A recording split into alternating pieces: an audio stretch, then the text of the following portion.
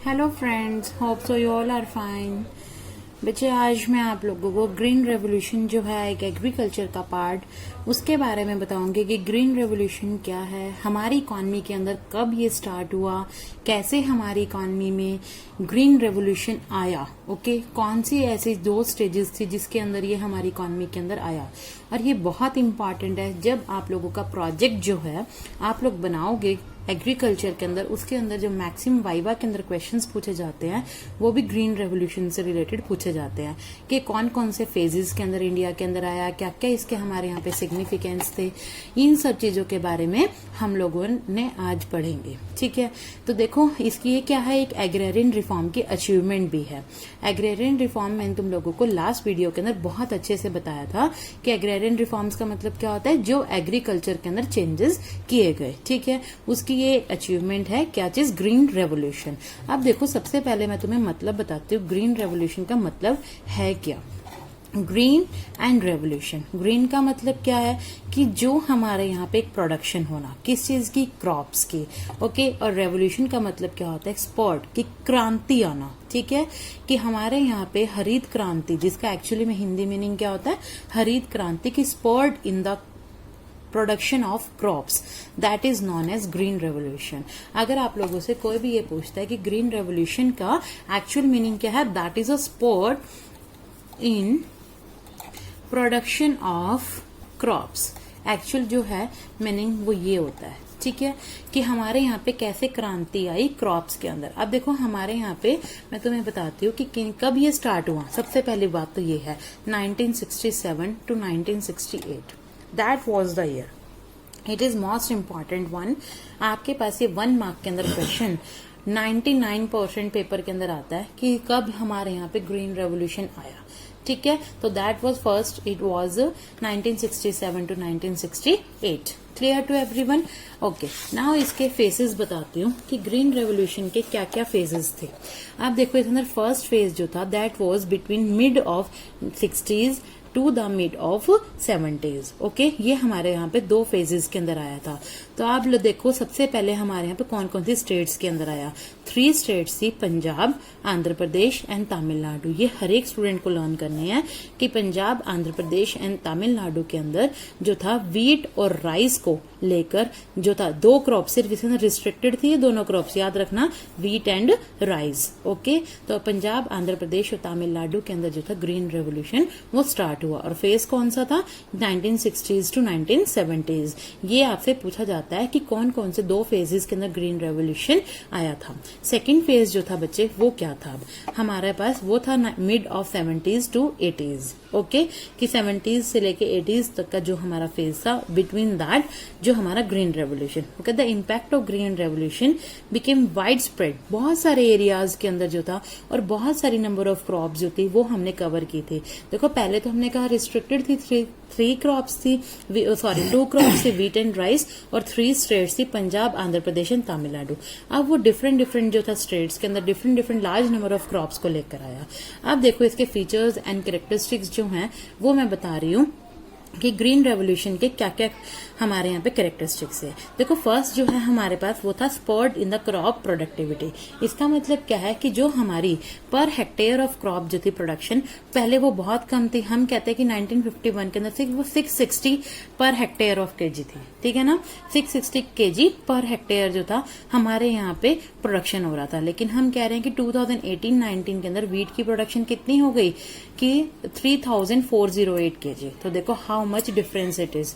कहाँ 660 kilo per hectare है और कहाँ 3408 किलो हो गया, है ना। तो ये किस वजह से हुआ, हमारे यहाँ पे ग्रीन रेवोल्यूशन की वजह से। तो आप लोगों को सबको लर्न करना है कि क्रॉप के अंदर फॉल्ट आया था। ओके, इसके बाद आपके पास जो है सेकंड है सब्सटेंशियल राइज इन एक्रिएज। एक्रिएज का मतलब क्या होता है, area under the cultivation. Area under the cultivation का मतलब कि कितना एरिया जो है वो हमारे यहाँ पे किस चीज के लिए है, प्रोडक्शन के लिए है। तो हमने कहा कि हमारे यहाँ पे HIV टेक्नोलॉजी जो है वो आई, harvesting of crops and sowing जो था वो हमारे यहाँ पे टाइम जो था वो कम हो गया था। मतलब क्या है कि माना हमने ना अप्रैल के अंदर, ठीक है, एक क्रॉप को बोया, हाँ, उसके बाद हम लोग सीधा जो है जुलाई के अंदर जो है उसको कट कर रहे हैं। तो इनके बीच का जो टाइम लैग है वो हमारे यहाँ पे बहुत ज्यादा कम हो गया था। तो that is a substantial rise in the acreage. Okay, clear हो गया ये सभी को किसका क्या मीनिंग होता है। थर्ड आपके पास है shift from subsistence farming to commercial.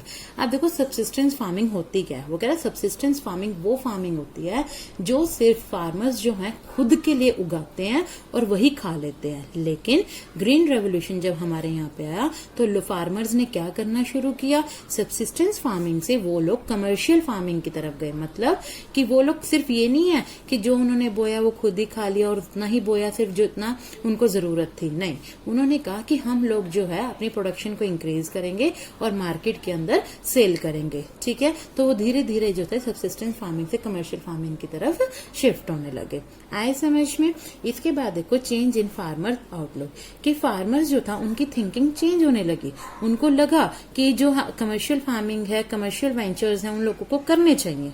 समझ में आई बात। ये नहीं है कि सिर्फ हम लोग जो है फार्मिंग के ऊपर डिपेंड हैं, ये कि साथ सिर्फ हमने वीट की, राइस की, इनकी प्रोडक्शन करनी है, हम लोग जो है वो सिर्फ खुद के लिए करेंगे और मार्केट के अंदर सेल नहीं करेंगे। No, it was not just like it. Clear. After that self sufficiency in food grain production. इसका मतलब क्या है कि हम लोगों को इम्पोर्ट नहीं करना पड़ता था किस चीज को, क्रॉप्स को। हमारे जो था इतनी यहाँ पे प्रोडक्शन हो रही थी जितनी हमारे यहाँ पे पॉपुलेशन है और हम लोग जो थे उसमें सेल्फ सफिशिएंट थे। ठीक है, आया समझ में कि हम लोगों को कोई इम्पोर्ट करने की नीड नहीं थी। तो अब तक जो था आज मैंने तुम लोगों को ये बताया कि क्या क्या हमारे यहाँ पे ग्रीन रेवोल्यूशंस के क्या क्या फीचर्स थे। ठीक है, कि कैसे क्रॉप की प्रोडक्शन जो थी वो इंक्रीज हुई, कैसे सेल्फ सफिशिएंसी हुई, कैसे हमारे यहाँ पे एरिया कल्टीवेशन जो था वो इंक्रीज हुआ।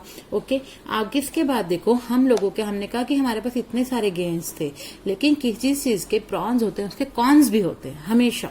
ठीक है, तो ये नहीं है कि ग्रीन रेवोल्यूशन अपने आप में सफिशिएंट था, उसके जो थे बहुत सारी लिमिटेशंस भी हैं। ओके, क्या हम लोगों को दूसरे ग्रीन रेवोल्यूशन की जरूरत है?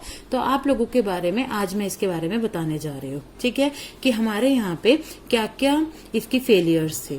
अब देखो इसके अंदर जो फर्स्ट फेलियर क्या कह सकते हैं कि हम कहते हैं वीट के अंदर। अब देखो नेशन वाइज प्रोडक्टिविटी को हम कंपेयर करने जा रहे हैं।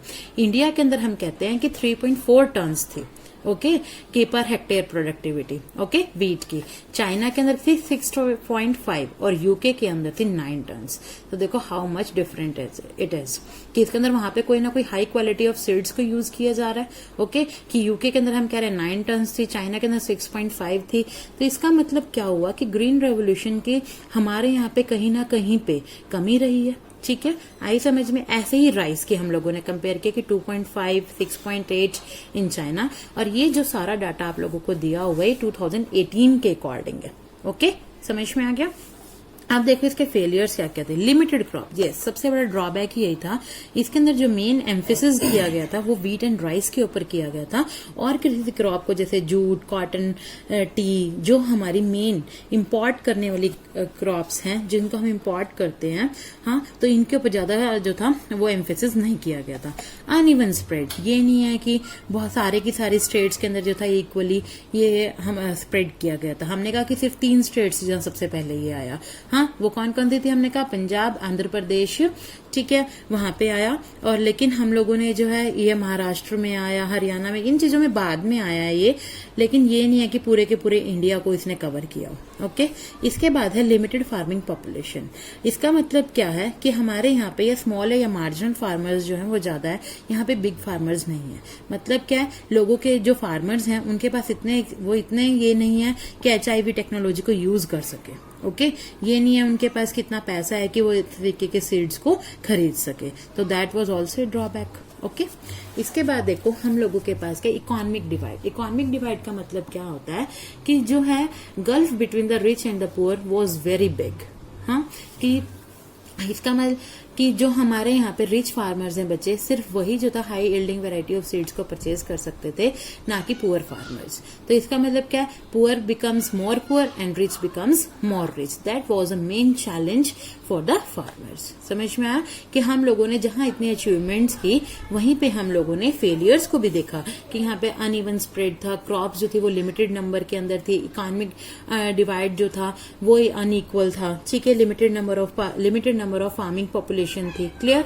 अब हम कहते हैं कि क्या हम लोगों को दूसरे एक और ग्रीन रेवोल्यूशन लेकर आना चाहिए हमारी इकोनॉमी के अंदर। यस, हम लोगों को चाहिए कि हमारे पूरे इंडिया के अंदर जो है वो ग्रीन रेवोल्यूशन आए। ठीक है, प्रोडक्टिविटी जो है हमारे यहाँ पे बहुत ज्यादा हो, क्योंकि हम लोगों ने जब कंपेयर किया हमारी कंट्री को, इंडिया को कंपेयर किया हमने किसके साथ, यूके के साथ कंपेयर किया, चाइना के साथ कंपेयर किया, तो हमने देखा कि पर हेक्टेयर ऑफ प्रोडक्टिविटी हमारे यहाँ पे बहुत कम है। मॉस फार्मर्स जो हैं वो किसके ऊपर डिपेंड है, वेदर के ऊपर डिपेंड है। यहाँ पे जो है परमानेंट मीन्स ऑफ इरिगेशन जो है अभी भी बहुत कम है, लॉन वेवर्स बहुत ज्यादा है। ठीक है ना। तो आप लोगों को ये सारी चीजें बतानी है। इन सारे ड्रॉबैक्स को ओवरकम करते हुए हम लोगों को एक और ग्रीन रेवोल्यूशन लेकर आने की बहुत जरूरत है। तो आप सभी इस वीडियो को अच्छे से देखिए। पूरा चैप्टर आज आप लोगों का कंप्लीट हो गया है। इसके साथ साथ मैं आप लोगों को क्वेश्चंस भी सेंड कर दूंगी। Okay, if you like my video then please like it and also subscribe my channel. Thank you.